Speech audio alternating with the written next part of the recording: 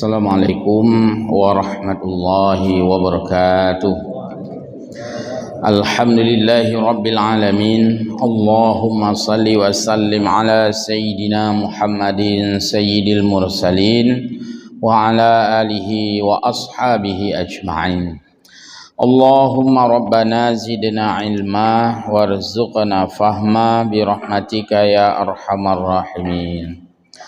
Hamba Allah muslimin muslimat jamaah salat maghrib majlis pengajian Masjid Jami' yang mulia, puji kepada Allah Azza wa Jalla, selawat dan salam pada Rasulullah Muhammad sallallahu alaihi wasallam. Baiklah jamaah sekalian, dalam suasana hujan ini, tapi sudah lumayan mereda dan hujannya di luar masjid, bukan di dalam masjid. Kita memuji Allah Azza wa Jalla, menyampaikan selawat salam pada Rasulullah Muhammad sallallahu alaihi wasallam. Kita lanjut lagi pengajian kita sebagaimana biasa dalam maudhu' at-tafsir surah Al-An'am. Kita mulai dari ayat 1 pada malam hari ini. A'udzu billahi minasyaitonir rajim. Bismillahirrahmanirrahim. Alhamdulillahilladzi khalaqas samawati wal ardh wa ja'alal dhulumati wan nur. Tsummal ladzina kafaru bi rabbihim ya'dilun. Sampai di sini kita lihat bagaimana Allah berfirman menyampaikan informasi bahwa alhamdulillah, segala puji bagi Allah, milik Allah. Alladzi khalaqas samawati wal arda, yang telah menciptakan langit dan bumi, wa ja'alal dhulumati wan nur, dan menjadikan gelap dan terang. Tsummal ladzina kafaru, kemudian orang-orang kafir itu bi rabbihim ya'dilun, tetap saja menyekutukan Tuhan mereka. Jadi ayat ini sebagai penjelasan menolak terhadap perilaku orang-orang yang menyekutukan Allah, padahal Allah saja yang Maha Esa, yang menciptakan langit, menciptakan bumi, memberikan gelap dan terang, artinya menggantikan gelap, ada terang, ada siang, ada malam. Tapi bagi orang-orang kafir itu, hal itu tidak memberi suatu pelajaran, bahkan mereka menyekutukan Allah. Itu makna secara bebas. Kita lihat bagaimana Imam Khazin dalam tafsir Al-Khazin Al-Juz'u Tsani, dalam juz yang kedua ini pada halaman 97, beliau menjelaskan bahwa iftatahallahul khalqa bilhamdi. Allah Subhanahu wa taala memulai ayat ini, ayat yang kita baca, dengan hamdalah, gepujo, yaitu Allah memuji dirinya Allah. Karena puji itu kan ada 4. Alur puji itu ada 4, sering kita sampaikan. Allah memuji dirinya Allah. Salah satu adalah ayat ini. Allah menyampaikan pujian itu. Ada pujian Allah kepada hamba, pada kita. Pujian kita kepada Allah dan pujian kita sesama manusia atau sesama hamba. Jadi Allah memulai ayat ini dengan kalimat hamdalah, artinya pujian kepada Allah. Faqala, di mana Allah berfirman, alhamdulillahilladzi, segala puji bagi Allah yang khalaqas samawati wal ard, telah menciptakan langit dan bumi. Itu awal ayat. Wa khatamahu, dan Allah menutup ayat ini, maksudnya surat ini, bilhamdi, juga dengan alhamdulillah. Diketemukan pada akhir surat ini, yaitu wa qudiya bainahum bil haqqi wa qila alhamdulillahi rabbil alamin. Ada ayat Al-Quran yang pujian itu ditempatkan di ujung ayat. Lagi contoh, wa qilal hamdulillahi rabbil alamin. Itu pujian yang Allah tempatkan di ujung ayat. Ada pujian yang Allah letakkan di awal ayat. Contoh ayatnya yang tengah baca ayo. Kita mulai alhamdulillahilladzi. Berarti kan alhamdulillah lebih duluan disebutkan. Ada ayat lain nanti yang ditemukan justru alhamdu itu di belakang ayat. Contoh, wa qudiya bainahum bil haqqi wa qilal hamdunya di belakang ditaruh. Wa qilal hamdulillahi rabbil alamin. Lagi ditempatkan kalimat lillah. Ada di awal, ada di akhir ayat. Contoh yang di awal. Awal disebut lillah. Walillahil asmaul husna atau walillahi 'alan nasi hajjul baiti man istata'a ilaihi sabila. Kan walillahi lahun. Ada yang walillah itu Allah tempatkan di ujung ayat. Yaitu setelah Allah sampaikan segala sesuatu, maka Allah sampaikan lillahnya itu di belakang. Dan itu banyak ditemukan di dalam Al-Quran. Baik, jamaah sekalian. Qauluhu alhamdulillahi. Firman Allah yang berbunyi alhamdulillahi, yang artinya segala puji bagi Allah. Apa maksudnya di sini? Ta'limul li'ibadihi kaifa yahmadunahu. Yaitu Allah mengajarkan kita hamba, kita ini hamba, diperuntung oleh Allah. Bagaimana cara memujinya dengan kalimah thayyibah, yaitu qulu alhamdulillah. Katakan olehmu alhamdulillah. Maksudnya dengan Allah memulai ayat alhamdulillah, Allah berpesan bahwa kita memuji Allah itu dengan kalimat alhamdulillah. Kalau ditanya bagaimana kita ucapkan memuji Allah, katakan alhamdulillah. Jadi bukan lillah alham, tapi alhamdulillah, bukan lillah alham. Dalam ayat ini, dalam lafaz yang lain juga ditemukan lillah alham. Berarti lagi batu kubi. Allahu akbar, Allahu akbar, la ilaha illallah, wallahu akbar, Allahu akbar, walillahil ham. Jadi ada alham, ada lillah. Ketika Allah menyebutkan alhamdulillah, maka lafaz yang kita sebut duluan alhamdu, kemudian lillah. Ketika lafaz-lafaz lain seperti doa atau pada lafaz takbir, duluan lillah, kita baca duluan lillah. Walillahil ham. Jadi hanya dah balik zid. La ilaha illallah wallahu akbar, Allahu akbar, walhamdulillah. Hanya dah balik nan. Karena itu kekayaan redaksi yang disusun oleh Allah dengan berbagai uslub, gaya bahasa dan tata bahasa. Jadi le kena pegah ayatnya, yang ayatnya le. Allah kepuruna ketanya cara puja Allah dengan lafaz alhamdulillah. Seolah kekuli Allah, qulu alhamdulillah. Katakan olehmu alhamdulillah alladzi khalaqas samawati. Cuman kalimat qulu nyan hana getuleh. Langsung getuleh alhamdulillah. Menyogu konversi dengan kalimat yang panjang, qulu alhamdulillah. Katakan olehmu bahwa segala puji bagi Allah. Kalimat katakan olehmu tidak ditulis lagi. Langsung alhamdulillah. Wa qala ahlul ma'ani, oleh para ulama-ulama ahlul ma'ani berkaitan dengan bahasa Arab, berkaitan dengan makna-makna dalam bahasa Arab, berkaitan dengan kaidah-kaidah bahasa Arab, berkaitan dengan susunan-susunan tata bahasa Arab, berkaitan dengan sastra-sastra Arab yang sifatnya dalam ilmu ma'ani, yang dibahas dalam ilmu ma'ani sebagai salah satu ilmu alat. Kan dia nak ilmu nahu, nak ilmu saraf, nak ilmu mantiq, nak ilmu bayan, nak ilmu lughah, nak ilmu ma'ani. Itu berkaitan dengan bahasa semua itu, pola bahasa. Lafduhu khabar. Kalimat alhamdulillah, segala puji bagi Allah, posisi kalimat khabar, berita. Kan berita kan? Segala puji bagi Allah.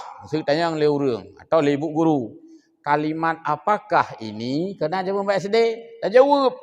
Itu adalah kalimat berita. Dalam kaedah bahasa Arab gekeun khabariyah. Kalimat narasi, kalimat berita. Allah, segala puji bagi Allah, itu kalimat berita namanya. Itu kalimat al-ilam. Duduklah di sini. Kalimat apakah itu? Kada jawaban. Itu namanya kalimat perintah. Duduklah di sini. Datanglah ke sini. Makanlah makanan ini. Ini kalimat perintah. Ini pelajaran SD. Pak Mufak tadi. Pelajaran Tajak Kuliah Jamun. Nyo gepegat dengan bentuk kalimat berita, pola kalimat khabariyah. Ini kaitkan dengan tata bahasa. Walaupun di sini disebutkan dengan tata bahasa Arab khabariyah atau kalimat khabar, wa maknahu al-amru, tapi makna di situ perintah. Segala puji bagi Allah, itu kalimat berita, khabariyah. Makna ji putra, ucapkan olehmu, pujilah olehmu, bahwa segala puji bagi Allah. Jadi makna ji kaji ke perintah. Ini bahasa Inggris lu kan. Nah, ahli grammar English language yang gedepu kan. Mesti tulis no smoking. Ini kan kalimat berita ya. Kalimat berita, tidak merokok, tidak merokok. Tapi maknanya adalah kalimat perintah larangan, jangan merokok, no smoking. Hanya tulis not smoking, kah hanya menang kepegat.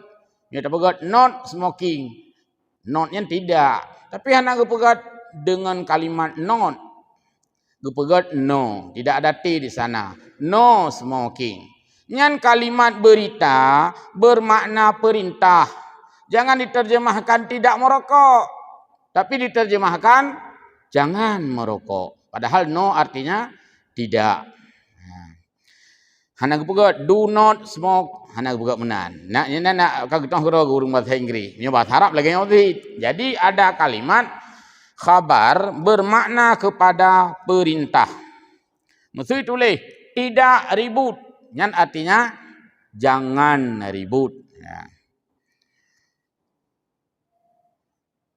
Wa maknahu al-amru, artinya itu adalah perintah.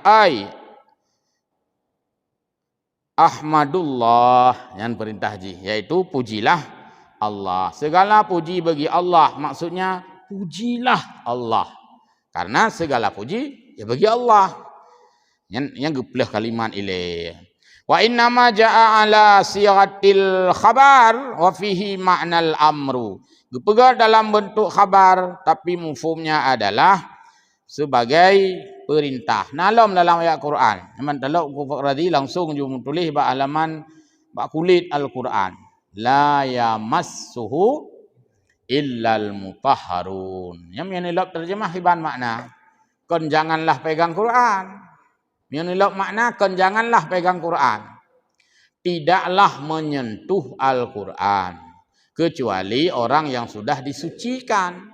Yang mutulihinan la yamassuhu, kan la tamassu. Padahal arti la tamassu jangan sentuh. La yamassuhu tidak menyentuh.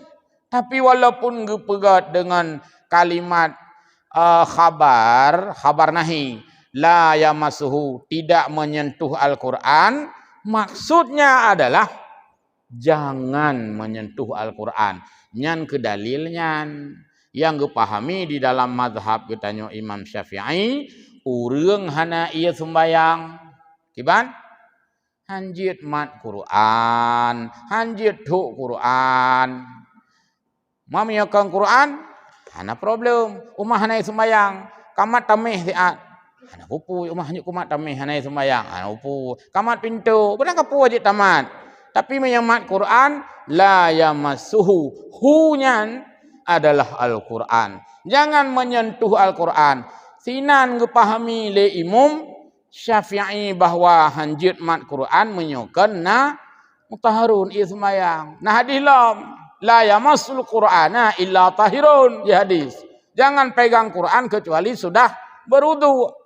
Ayatna, hadisna, dijelaskan oleh Imam Syafi'i. Hanjit mat Quran yang hanai sembayang. Imam Syafi'i. Mana tak pegah lagi tanya yang jut. Kan lantau tak pegah haya tanya Imam Syafi'i. Ana menurut long yang jut. Tantang ke haya tanya. Buat pahaminya dengan Imam Syafi'i misalnya. Jadi itu semua ada landasannya. Landasan bak gecok hukum istinbat. Wa ja'alal zulumati wan nur. Allah menjadikan gelap dan menjadikan terang. Maksudnya adalah al-ja'lu huna bimakna al-khalq. Menjadikan maksudnya menciptakan. So yang cipta sebut Allah. So yang cipta terang Allah. So yang cipta gelap, yang ciptakan semua itu adalah Allah. Wa khalaqadz zulumati wan nur. Maksudnya adalah Allah dijadikan gelap, maksudnya diciptakan gelap. Makana gelap suput nya keun gelap. Nya gelap jaju keun cilip. Suput cilip nya berarti berajaju suput. Munyo suput hana lampu hai kapuh lampu bukadu yang suput. Nya berarti suput keun. Suput hal ganyo hana terang sagai. Nya suput. Tapi munyo hana deuh tak sama sekali. Tamah hajian. Suput cilip. Nya berat lo, berarti hana deuh sama sekali. Nya suput nya agak jet tarabalah. Nya suput cilip berarti bibi nya. Munyo remang-remang mantang jet tamengiang. Cuma agak repot bacut. Yang pu ka glip keun. Yang penting munyo glip yang agak hana terang. Pu ka glip kan. Ka suput. Baik. Qala Saddi oleh ulama tafsir menjelaskan makna maksud dulumat ya, yaitu yuridu bid dulumat yang dipahami dengan makna Allah diciptakan suput dulumatul laili wan nahar. Maksudnya suput cahaya, memang malam, suput malam atau memang suput uro karena hana mata uro. Kan suput keadaan lagi contoh bunuh. Buno polhe buno suput keadaan. Kami tadu lang kama ikan tu peh puhu lampu berode. Yang suput uro keun. Padahal man tau uro. Uronya nasi suput. Bahkan nak istilah si uro suput. Jadi hana suput tapi si uro suput. Oma uronya nah hana kuwawo. Si uro suput ukurija. Padahalnya hana suput tapi keun si uro suput. Jadi kena pegah Allah menciptakan gelap di waktu malam. Dan juga gelap di waktu siang jika tidak ada pantulan cahaya.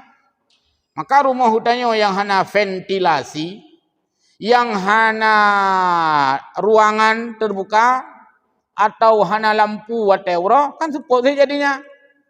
Suput. Bibi suput kan. Maka urang kebuka jendela, pegat ventilasi. Kalau tidak ya gelap. Jadi menyomenan gukhun suputnya kan karena malam. Nah, kan karena malam suput salah. Karena tidak ada cahaya. Gedung bioskopnya urau pudip filmnya. Hana kan urau kan malam urau sih. Hana ibu lampu kasuput. Jadi kan karena malam. Suput itu gelap itu bukan karena malam, tapi gelap itu karena tidak ada cahaya. Kalau ada cahaya, malam pun terang. Apalagi siang. Maka terangnya bumi ini karena disinari matahari atau cahaya. Maka ditulis ini, dhulumatul laili, gelap malam, wa dhulumatun nahar. Dan gelap siang, urang malam tersebut. Wa bin nuri. Dan yang dimaksudkan Allah Ta'ala menciptakan nur, yaitu nurun nahari. Cahaya matahari. Yang dicipta oleh Allah, cahaya matahari. Munyo malam maka hana bergahli? Karena munyo malam hana deh cahaya matahari. Munyo malam yang cerita aja. ka uro punya cahaya cerita ji huro sagai. Tapi punya support cerita ji uro dan malam. Menyo cahaya cerita ji uro sagai karena matahari yang memancarkan cahaya. Mana ga bulan? Wah ilmu fisika alamnya. Nah laga bulan. Panai cahaya ya, panai cahaya ya. Bulan pun dalam ilmu fisika itu cahaya dari matahari.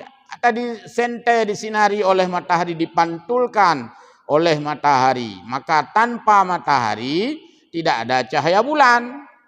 Padanya terjadi dalam gerhana yang kaiwa pada ilmu alam fisika ya. Tinggal terlihat ada zaman dari pernah oleh ibu guru dari SMA zaman dah. Wa qala al-Hasan, berkata Hasan, yakni bidzulumati, nasid makna daripada support yaitu al-kufru, ingkar kepada Allah. Nya geun support atau kafir. Karena menjadi terhalang cahayanya. Geun dengan nur iman, maka geun support adalah kafir, geun nur cahaya adalah iman. Nah, jadi imannya gebuh nansit cahaya. Kafir gebuh nansit support.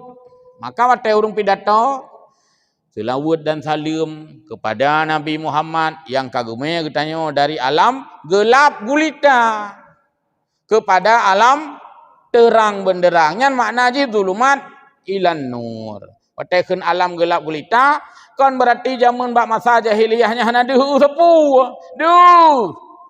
Tapi geun gelap gulita artinya tidak beriman kepada Allah atau mengingkari Allah dan Rasul. Hanya alam terang menderang. Kon karena lampu geun alam terang menderang. Tapi karena sudah ada pancaran iman, pancaran Islam, pancaran tauhid, pancaran makrifat, nyan geun katrang.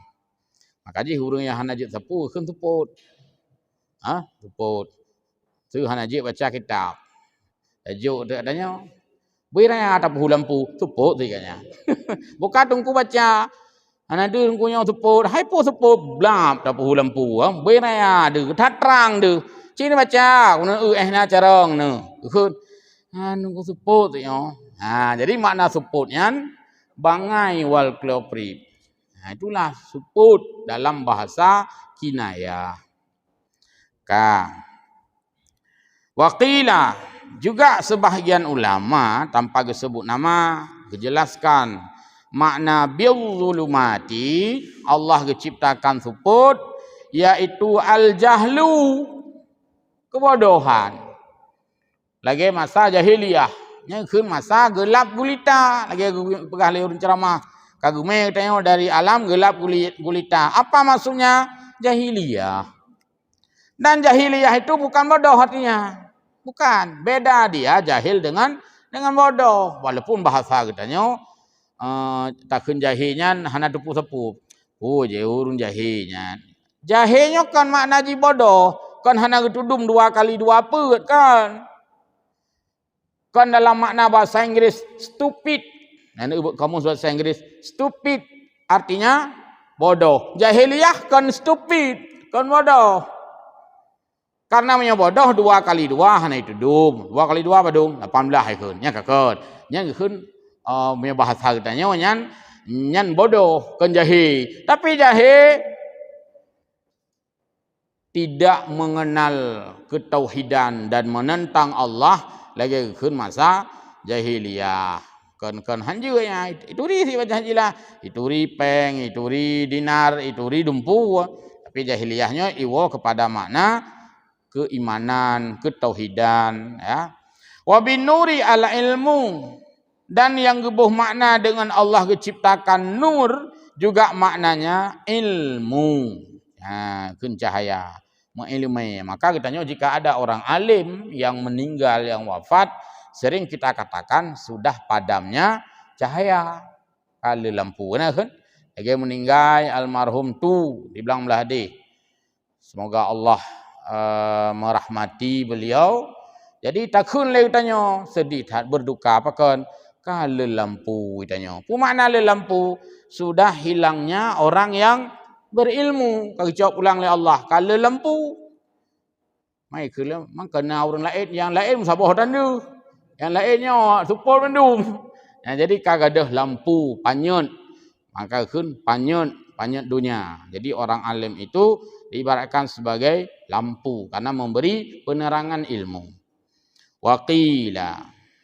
Dan juga na yang gebuh makna dengan zulumat wan nur, yaitu neraka dan syurga.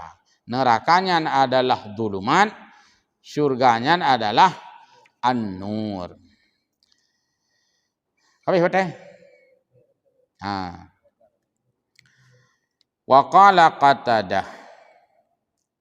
Hanya hana Pahlilun jelaskan hal sangat detail. Ayat berikutnya, tsummal ladzina kafaru bi rabbihim ya'dilun. Kali dijelaskan oleh Allah ka jelas, tak pahami letanya, lalu Allah gesambung ayat. Kemudian orang-orang kafir itu bi rabbihim ya'dilun, terhadap Tuhan mereka menyekutukan. Apa hubungan menyekutukan dengan ya'dilun? Padahal arti kata ya'dilun dari kata adalah. Adalah artinya adil. Adil artinya seimbang. Seimbang artinya ada dua pihak. Bagi orang kafir dianggap Allah Ta'ala ya'dilun. Apa makna? Mereka menyekutukan Tuhan. Mereka tidak mengimani Allah itu esa. Maka kena ya'dilun. Dan fang na Tuhan lain yang santut. Nah Tuhan lain yang seimbang dengan Allah. Jadi ya'dilunnya kada terjemah adil, kada terjemah menyekutukan. Yani walladzina kafaru ba'da hadzal bayan, sesudah Allah menjelaskan ayat pertama, Allah ciptakan langit, ciptakan bumi, ciptakan gelap, ciptakan terang dan sebagainya, tapi bagi orang-orang kafir tidak mapan. Ana dengar tu you bi rabbihim yusyrikun, mereka mensyarikatkan Allah. Wa aslul adil, dan asal daripada kata adil lagi lumpah puno musawatu syai' bisyai', menyamakan sesuatu dengan sesuatu, seolah ada dualisme. Tentang dua buah pihak tentang yang keun adil, yang artinya mensyarikatkan. Maka keun syarikat, ini syarikat dari bahasa agama ya. Zamanna SI, yaitu Serikat Islam. Dari kata bahasa Arab syarikat. Arti syarikat adalah lebih dari satu. Berarti syarikat Islam, persatuan orang-orang Islam. Syarikat dagang yang diterjemahkan dengan serikat. Payah buat keun syarikat bahasa Indonesia. Gecok dari kata syaraka, artinya pecah, bagi, syaraka. Jadi payah keun ju serikat. Ya. Dia tanya macam payah keun serikat. Pantang bah air lom, seikat. Tak boleh ikat. Nah, jadi ikatnya kan karena le maka mengikat. Ya. Baik. Annahum ya'diluna billahi. Mereka menjadikan Allah itu banyak berbilang-bilang, seimbang-seimbang dengan yang lain, ghairallahi, selain Allah. Wa yaj'aluna lahu adilam min khalqihi, dan mereka menjadikan keseimbangan yang Allah buat dengan yang dibuat oleh orang lain, seolah-olah Allah lebih dari satu. Na'udzubillah. Fa ya'budunal hijarah, dan mereka orang-orang kafir pada saat dulu, sudah Allah jelaskan ayat ini, pun mereka ya'budunal hijarata, mereka menyembah hijarah, batu. Mereka menyembah batu, rumah patung, rumah macam-macam berhala. Hijarahnya bate, tapi diterjemah dengan berhala karena dibuat dari batu-batu. Nabi Allah Ibrahim gefok berhalanya kan gabuh kan. Dari batu-batu yang mereka susun, mereka sembah. Ma'a iqrarihim, bersamaan dengan mereka itu mengakui bahwa itu Tuhan. Itu mah betul, yakui yang Tuhan. bi annallaha khalaqas samawati wal ard, bersamaan dengan Allah menciptakan langit, menciptakan bumi, tapi mereka menyembah batu, menyembah berhala, menyembah Lata, menyembah Uzza dan sebagainya. Nahu tidak begitu saya jelaskan lagi, kalau sudah jelaskan no ya, kecuali hanam fu mentang pakan hinan naba, pakan bi rabbihim, pakan naba, pakan nasuma, nyan bah mendetil secara khusus mentang tak bete. Ayat berikutnya, walladzi khalaqakum min tinin summa qada ajala. Dialah Allah yang telah menciptakan kamu, katanya manusia, katanya hamba. Min tin, dari tanah yang liat. Untuk nak penjelasan uyup kena. Summa qada ajala. Lalu Allah tentukan batas. Allah tentukan ajal. Allah tentukan limit. Limit batas ajal. Allah tentukan ending keberakhiran kita. Kiban mufhum ayatnya. Walladzi khalaqakum min tin. Dialah Allah yang menciptakan kamu dari tanah, yakni annahu ta'ala khalaqa Adam. Wataikun Allah gepejik getanyo dari tanah, nyo genisbahkan kepada nenek moyang getanyo, yaitu Nabiullah Adam. Nyan bet tak tanya mbak mak adan tu. Mak watai lu kalau lahir nak cok tanah likut mo. Han, kenan. Tanyo lahir bak perut mak, mim butunihim.